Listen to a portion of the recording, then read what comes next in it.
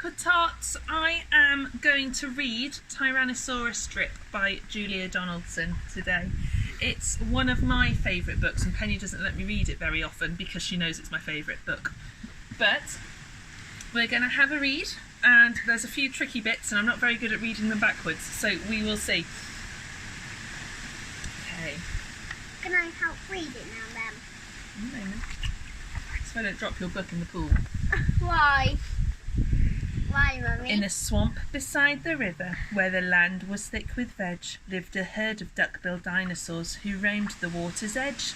And they hooted, "Up with rivers!" And they hooted, "Up with reeds!" And they hooted, "Up with bellyfuls of juicy water weeds!" Now across the rushy river, on a hill the other side, lived a mean Tyrannosaurus with his grim and grisly bride. And they shouted, "Up with hunting!" And they shouted, "Up with war!" And they shouted, "Up with bellyfuls of duck-billed dinosaur!"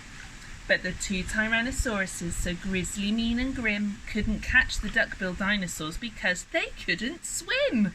And they muttered, "Down with water!" And they muttered, "Down with wet!" And they muttered, "What a shame that bridges aren't invented yet." Now, a little Compsognathus, but for short we'll call her Comp, found a duckbill egg and stole it from a nest beside the swamp. And she swam with it and ran with it and muttered, "Clever me! And won't the baby Comps be thrilled with duckbill egg for?" Tea! Mummy, Tea! She dropped the egg in terror and went running for her life from the mean Tyrannosaurus and his grim and grisly wife. And the duckbill egg went rolling, and at last it came to rest in, of all unlikely places, the Tyrannosaurus nest. Now the mother T had great big jaws and great enormous legs, but her brain was rather little, and she couldn't count her eggs. And she sang, "Hatch out my terrors with your scaly little tails, and your spiky little toothies, and your scary little nails." You can do a splash in a minute when we get to the splash bit. Out-hatched babies 1 and 2 as perfect as could be, but Mother T was horrified by baby number 3, and she grumbled, "He looks weedy," and she grumbled, "He looks weak," and she grumbled, "What long arms, and look, his mouth is like a beak."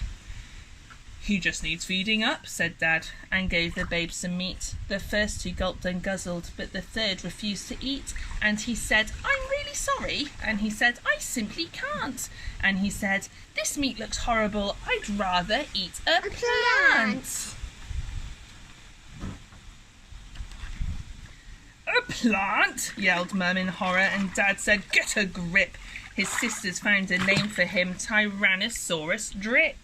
And they shouted, "Up with hunting!" And they shouted, "Up with war!" And they shouted, "Up with bellyfuls of duck-billed dinosaur!" Poor Tyrannosaurus Drip tried hard to sing along, but the others yelled, "You silly Drip, you've got the words all wrong!" For he hooted, "Down with hunting!" And he hooted, "Down with war!" And he hooted, "Down with bellyfuls of duck-billed dinosaur!"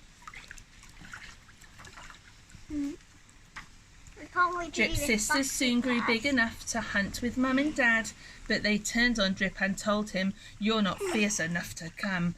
And he cried, "They've gone without me." And he cried, "Alack-a-day." And he cried, "This doesn't feel like home, I'm going to run away." Oh, poor baby.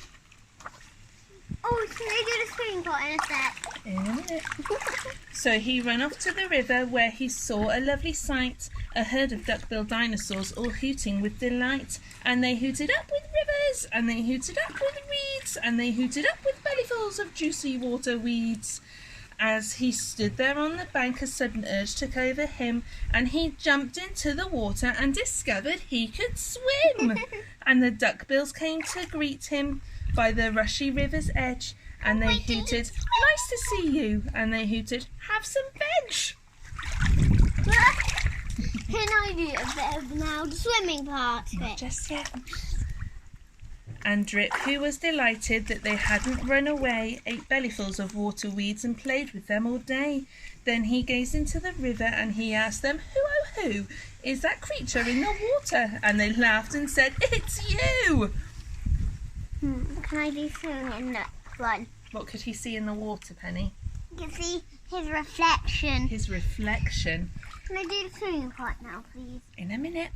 That night the lightning crackled and a storm blew down a tree, and it fell across the river, and the teas cried out, "Yippee!" And they shouted, "Up with hunting!" And they shouted, "Up with war!" And they shouted, "Up with bellyfuls of duck-bill dinosaur!" Drip's sister stepped onto the bridge, but then began to frown, for there in front of them stood Drip, who yelled, "Look out! Look down!" And they looked into the water, and they each let out a yelp, and one cried, "Water monsters!" and the other one cried, "Help!" Do the swimming part next one.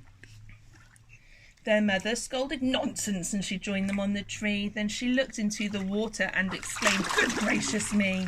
Good gracious me. The three of them stood trembling, and Dad said, "Get a grip! You're all of you as drippy as Tyrannosaurus Drip." He strode onto the bridge and scoffed, "I bet there's nothing there." Then he looked into the water and he jumped into the air. Is it time? And how the duckbills hooted when he landed with a crash, and the tree bridge broke, and 4 Tyrannosauruses went Slash! Come on then. Swimming part. Splash! Do a splash.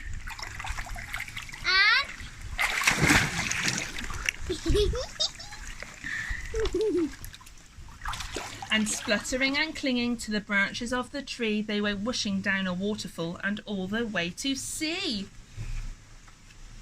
And the duckbills hooted happily. They hooted, "Hip, hip, hip! Hooray for the heroic one and only Duckbill Drip!" The end.